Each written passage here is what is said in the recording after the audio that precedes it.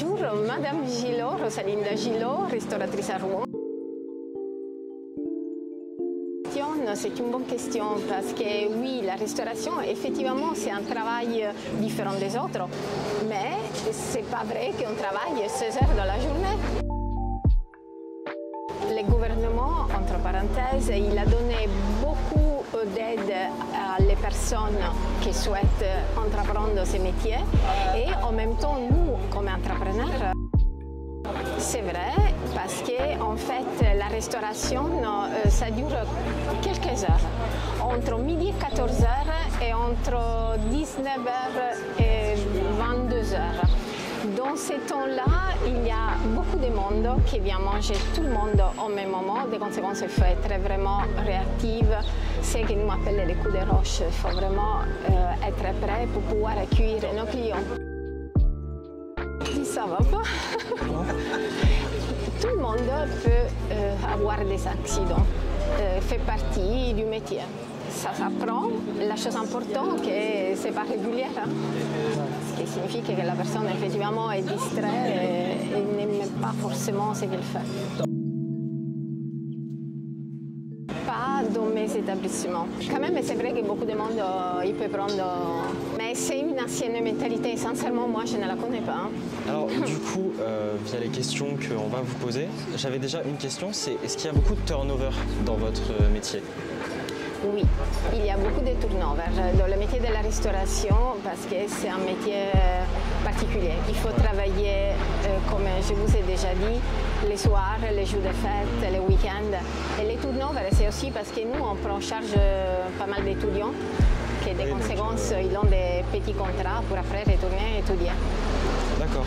Donc c'est par plutôt saison, ce genre de choses Oui, c'est plus saisonnier, c'est vraiment pendant les périodes de vacances, mais surtout pendant les grandes vacances qu'on a beaucoup de turnover. Oui, je me doute bien. Pendant les grandes vacances, les gens vont plus chercher à essayer de trouver quelque chose, du travail, etc. Exactement. À chercher de se mettre un peu d'argent à côté ou pourquoi pas découvrir un métier qu'ils pensaient que finalement c'était seulement pour gagner un peu d'argent et après ouais, donc il revient. Ouais, c'est très passager. Ça devient un travail de passage, mais pour certains, c'est devenu leur job. Est-ce qu'on peut trouver une certaine stabilité justement pour les personnes qui veulent se lancer et qui découvrent le métier? C'est très intéressant ces questions-là. Pourquoi? Parce que quand on fait un recrutement, il ne faut pas avoir des a priori. Dans le sens, moi, j'ai fait un entretien avec toi. Ouais. Dans cet entretien, je cherche de comprendre tes exigences. Quel est ton jour que tu préfères pour te mettre au repos? Quels sont tes points forts ou tes points faibles? C'est un échange. Moi, j'ai besoin de toi. Hein. Toi, tu as besoin de moi. Oui, on est dans la même ligne. On va trouver une entente. C'est pas vraiment dans les compétences claires de ce qui va, par exemple, être noté sur un CV ou quoi que ce soit. Ça va plus être sur l'échange et est-ce que on peut vraiment apporter quelque chose à votre entreprise ou quoi que ce soit? Alors, souvent, qui commence ce métier-là, il le fait pour gagner un peu d'argent. Oui. Ok. Mais ça peut se vérifier que la personne, il aime aller un peu plus loin. De conséquence, nous, on la met en formation selon ses attitudes. Peut-être plus au bar, au service, ou sinon, pourquoi pas, en cuisine. D'accord. Et cette formation-là, il peut durer maximum 2 mois. Sont prises en charge par Pôle emploi. Signifie que pendant la formation que nous on fait en interne, signifie qu'à l'intérieur de notre établissement, Pôle emploi, il prend en charge votre formation, qui est maximum de 2 mois. Quindi, à différence d'une formation scolaire, que pas tout le monde va arriver jusqu'au bout, et c'est souvent en alternance, oui. Nous, ici, on peut faire des formations plus courtes, mais formées et financées par Pôle emploi. Ah oui, d'accord. D'accord, c'est très intéressant en tout cas. C'est très intéressant parce que nous, on commence avec, je le disais tout à l'heure, avec l'immersion. L'immersion, en fait, on se connaît. Vous venez travailler ici pendant maximum 1 semaine. Ouais. Et on est en observation. Vous êtes en observation du travail et moi je suis en observation de vous-même. Vous cherchez de comprendre déjà vos attitudes, si vous vraiment vous voulez vous engager dans ce métier-là. À la fin de la semaine, on va avoir un petit entretien pour savoir si effectivement vous voulez continuer ou pas. Pendant cette semaine, vous continuez à être payé par Pôle emploi. Et nous, si vous avez bien aimé, on a la possibilité de vous mettre tout de suite en formation à travers Pôle emploi. D'accord. Ah oui. Maximum, comme je vous disais, pendant 2 mois. Et dans ces 2 mois, vous continuerez à être payé par Pôle emploi. Et après, nous, on a l'obligation, comme employé, à faire un CDD ou un CDI. C'est une obligation une fois qu'on vous met en formation. D'accord. Ah oui, c'est très ouvert. Ça existe depuis un petit moment et que seulement maintenant, ça a été un peu plus divulgué. La campagne de communication. Mais en fait, elle existe depuis des années. Oui, bah oui. Et je l'ai déjà fait. Par exemple, j'avais un jeune homme qui travaillait en cuisine. Maintenant, elle travaille en service parce qu'elle aime bien les contacts avec les clients. Je lui ai fait une formation et elle travaille en service. Ça, c'est un exemple. Est-ce qu'il y a des opportunités pour évoluer au sein de l'entreprise? Toujours. Non, ça dépend de la bonne volonté de chacun. Il y a toujours la possibilité d'évoluer. C'est fondamental. Sinon, c'est pour ça que les personnes ne durent pas longtemps. Si on n'a pas un minimum d'évolution, de changement et d'aller vraiment vers ces exigences, l'exigence du candidat. Alors ça, c'est une question qui est un peu plus drôle, on va dire. On a dit, est-ce qu'on doit savoir jongler avec des verres, par exemple, parce qu'on voit beaucoup ça. Jongler vraiment derrière les barres? Oui, par exemple, ou même faire des dessins dans le café ou ce genre de choses. Oui, alors les dessins dans le café, on les fait et on va encore plus les développer. Et je vais vous inviter pour pouvoir voir tout ça. Pourquoi pas. Et, avec les cocktails aussi.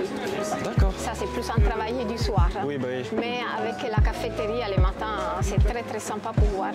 Et ma dernière question à moi, c'est est-ce que, par exemple, les salariés qui prennent une pause, est-ce que, par exemple, on sait qu'il va y avoir plus de pauses pour les personnes qui sont fumeuses, dans le sens où les fumeurs vont prendre plus de pauses pour leur post-clope, etc.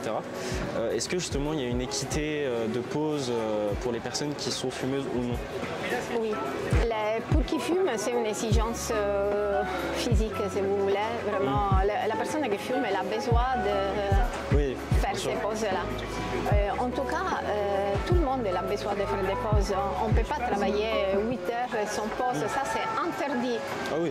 Et que chacun prend sa pause comme il souhaite pour prendre un café, pour tout simplement prendre de l'air, ou sinon, souvent, c'est pour se fumer une cigarette. D'accord. Pas de souci.